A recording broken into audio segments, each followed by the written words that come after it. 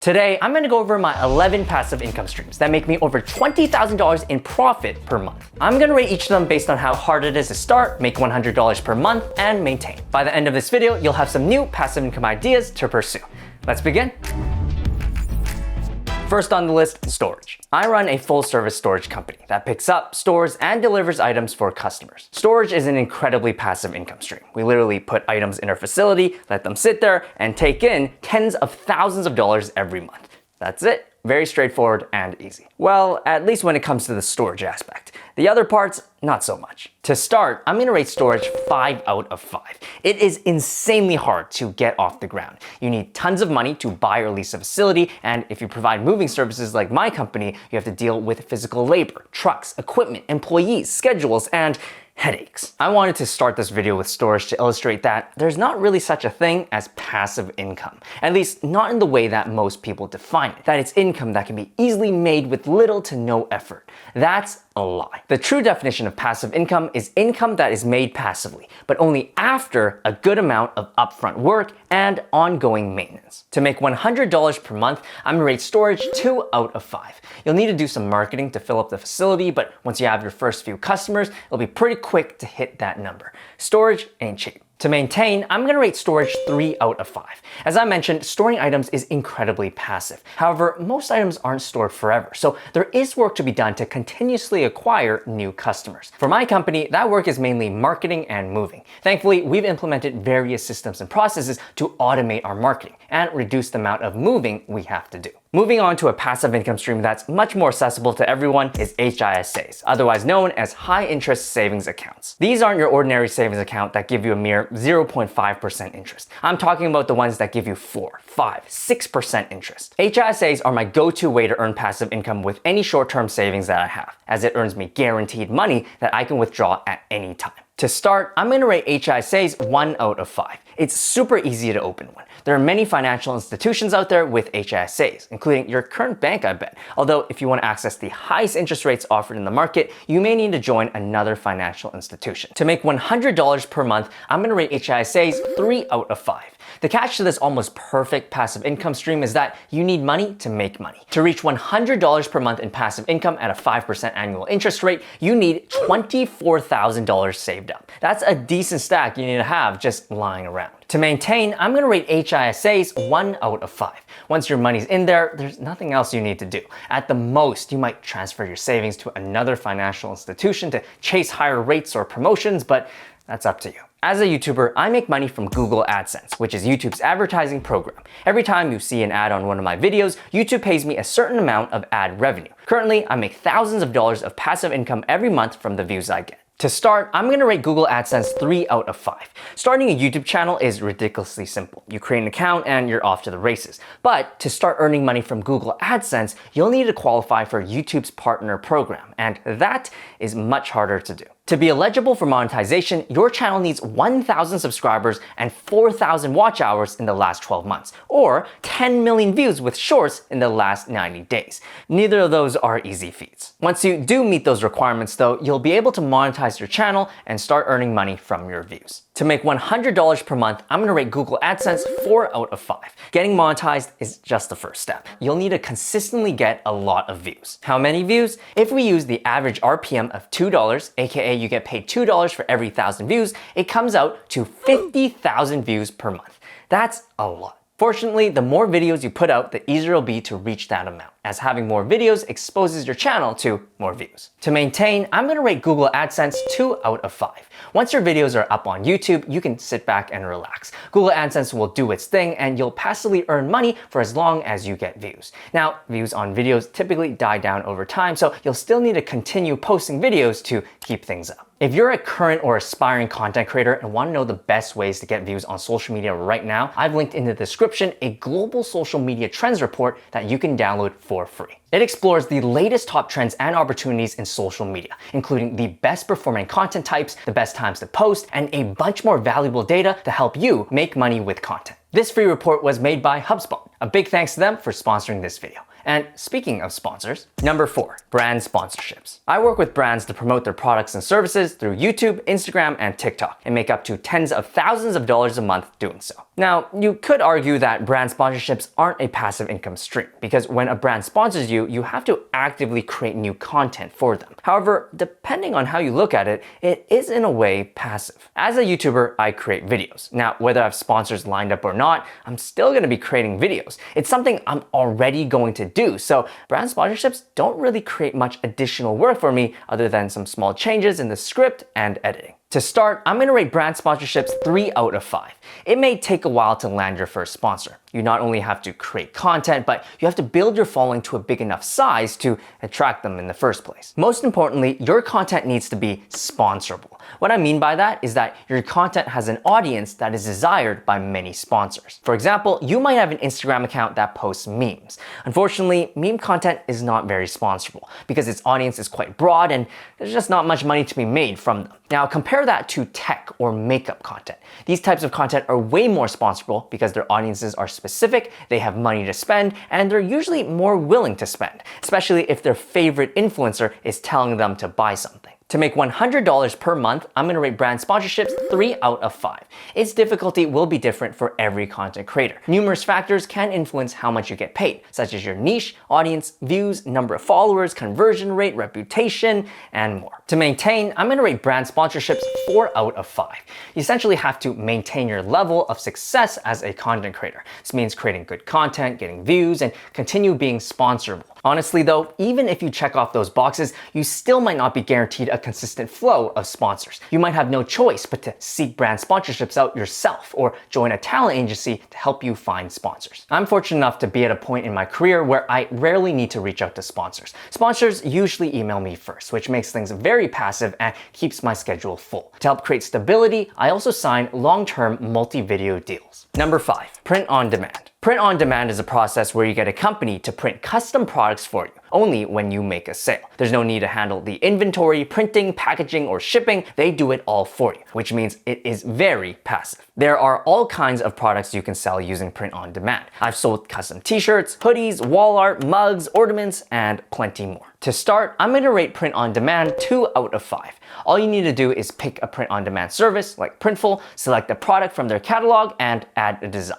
Creating designs will be the bulk of your work. To do so, you can use Printful's built-in design maker, Photoshop, Canva, and AI art generators. Once you have a design ready, you just paste it onto your product, connect that product to a marketplace like Etsy or your own website, and you're set to sell. To make $100 per month, I'm going to rate print on demand 3 out of 5. It'll depend on what product you're selling. Some products like t-shirts and wall art have higher profit margins than others, like stickers. The higher the profit margin, the less sales you'll need every month to reach $100. No matter what product you're selling though, success with print on demand boils down to having good designs. You'll need to target profitable niches with designs that stand out if you want to make sales. To maintain, I'm going to rate print on demand 2 out of 5.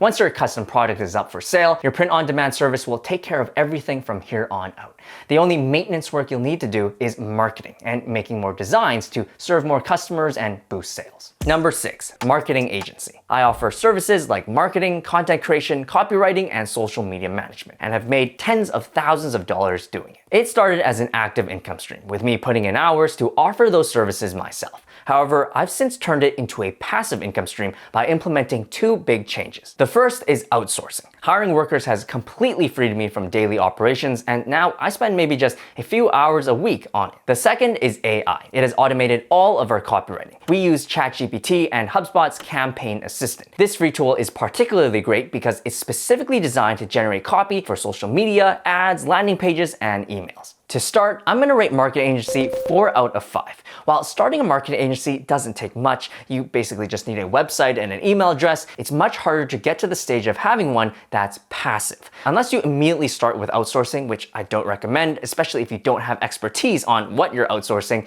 it's going to take some work to establish your agency. You'll need to cold call, email, and network to find clients. You'll need to hold sales calls to close deals, and most crucially, you'll need to be able to actually give your clients results. Eventually, as you grow your agency, you'll gain enough knowledge and money to outsource your work, and that's when it can become passive. To make $100 per month, I'm gonna rate marketing agency 2 out of 5.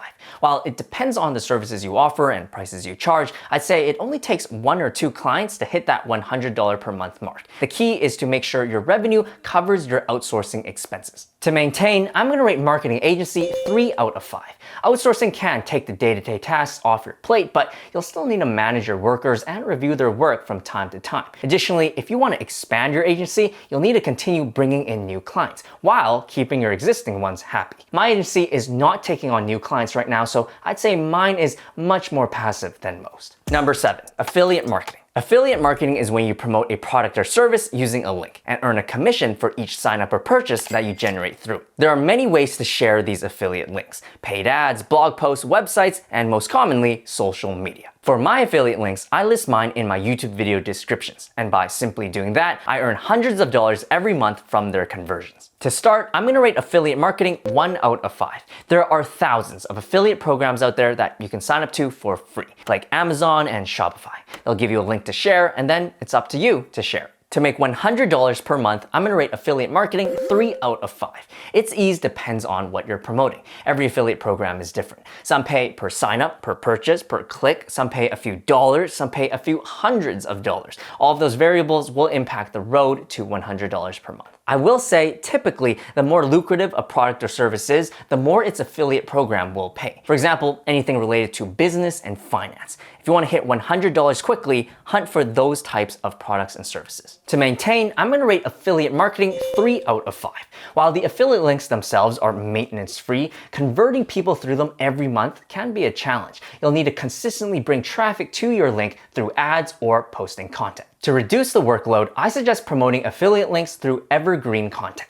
Content that can remain relevant for a long time, such as tutorials, guides, and reviews. These can bring in traffic consistently over the long run, which can help you maintain this passive income stream. Number 8, digital products. These include PDFs, templates, ebooks, online courses, art, media, and more. It's very manageable, very scalable, has a very high profit margin, and of course, it's very passive. To start, I'm gonna rate digital products 2 out of 5. With everything existing on the computer, creating digital products is quite easy and cheap. There are no manufacturing fees, your products won't take up space in real life, and you'll never run out of inventory because you can just copy and paste forever. Unlike physical products, you can sell digital products to anyone around the world at any hour with no shipping fees. Places you can sell digital products include marketplaces like Etsy and your own website. To make $100 per month, I'm gonna rate digital products 3 out of 5. Because of how easy it is to start selling digital products, you'll likely face high competition, which can affect your sales and prices. As long as you can show your digital product provides value and its marketing is done well, I'm sure there'll be a crowd to buy. To maintain, I'm gonna rate digital products 2 out of 5. You might need to update your digital products once in a while if they ever become outdated. But other than that, your maintenance work pretty much all comes down to marketing. You'll need to continuously promote your digital products to keep generating sales. Number 9, ETFs, or exchange traded funds. These are a large basket of individual stocks or bonds that you can invest in. For example, there is an ETF that tracks the S&P 500 index, which is made of the 500 largest publicly traded companies in the US. The average S&P 500 return is about 10% per year, so ETFs typically bring in more money than HISAs. But note, this is just an average. It's not guaranteed every year. And until you sell your shares, the money you do make with ETFs only exists on paper. Can we count that as passive income then? If we define income as money that you can touch and spend, I guess not. Unless your ETF pays dividends. Dividends are regular payments made to shareholders. Many companies pay out dividends from their profits every quarter, and you can touch it, you can spend it. It doesn't solely exist on paper. If you want to earn passive income from ETFs, dividends are where it's at. To start, I'm gonna rate ETFs 1 out of 5. It's a breeze to invest in one. You just need to open a trading account, deposit money into it, and invest in the ETF. Now, to make $100 per month, I'm gonna rate ETFs 3 out of 5. They face the same catch as HSAs in that you need money to make money. The average dividend yield of the S&P 500 is about 3%. So to make $100 per month in passive income, you need $40,000 invested. Surprisingly, that's more than what you need than HISAs. Then again, we're only considering dividend returns and not capital gains, which is where most of the reward from ETFs come from. Also, at the time we're recording this video, interest rates are at their peak. So I don't expect these current HSA 4, 5, 6% returns to last forever. To maintain, I'm gonna rate ETFs 1 out of 5. You simply invest it and forget it. This is as passive as it gets. Number 10, real estate. I purchased my first property last year, and I am so happy to finally be in the market. There are two main ways to make money from real estate. The first is appreciation. Real estate values tend to increase over time, so with a good investment, you can make a great profit when it's time to sell. Now again, can we consider gains passive income? Just like ETF shares, until you sell, those gains only exist on paper, so technically no. To generate real passive income, we have to look towards the second main way to make money from real estate, which is renting out your property. This is the way to have real estate be a passive income stream. To start, I'm gonna rate real estate 4 out of 5. It's pretty obvious, you need a lot of money to purchase a rental property, particularly if that property is somewhere valuable. I live in Vancouver, ranked the least affordable city in the world after Hong Kong and Sydney. We're at the $1 million house. This house is insane. It has 3 bedrooms, 2 bathrooms, and a kitchen. If you have the money though for a down payment, you're ready to dive in. The next steps would be to find a property, analyze it and its neighborhood, crunch some numbers to ensure it's worth the investment, get a mortgage, and finally purchase the thing. Depending on the state that it comes in, you might have to fix some things up, but other than that, you can start renting it out. To make $100 per month, I'm gonna rate real estate 3 out of 5. You should be able to profit $100 per month from rent after your mortgage payments and expenses. If you can't, you probably bought the wrong property or you didn't put down a large enough down payment. In many expensive cities like Vancouver, positive cash flow properties practically don't exist unless you put down a large enough down payment. That's why for my property, I plan to live in it for a while to build up my equity, so when I rent it out later on, I'll hopefully have enough money invested in the property for it to generate positive cash flow. To maintain, I'm gonna rate real estate 3 out of 5. If you have a peaceful tenant who pays rent on time, it shouldn't be too bad other than some handiwork and a few phone calls here and there. However, if you have a bad tenant, it's going to be a nightmare. Make sure you do your due diligence. To make things easier, you can hire a property manager to manage everything for you. Of course, they will cut into your profits, but it may be worth it if you want real estate to be as passive as it can be. Number 11, licensing fees. Licensing fees are fees that you charge when you give someone permission to use something that you've created. Those things can be stock photos, stock footage, music, designs, ideas, products, pretty much anything that can be considered intellectual property. For myself, I've mainly licensed out my YouTube videos to brands that I work with and even to YouTube themselves. These opportunities don't come by often, but when they do, there's passive income to be made. To start, I'm gonna rate licensing fees 2 out of 5. You just need something to license out. Once you have that, you can decide your prices, come up with some terms, and you're ready to go. To find people who license your thing, the best way of reaching them will depend on what your thing is. If you're licensing out media, like stock photos or music, there are many licensing companies out there that you can submit your media to. But if you're licensing out an idea, you'll likely have to pitch directly to companies. To make $100 per month, I'm gonna rate licensing fees 4 out of 5.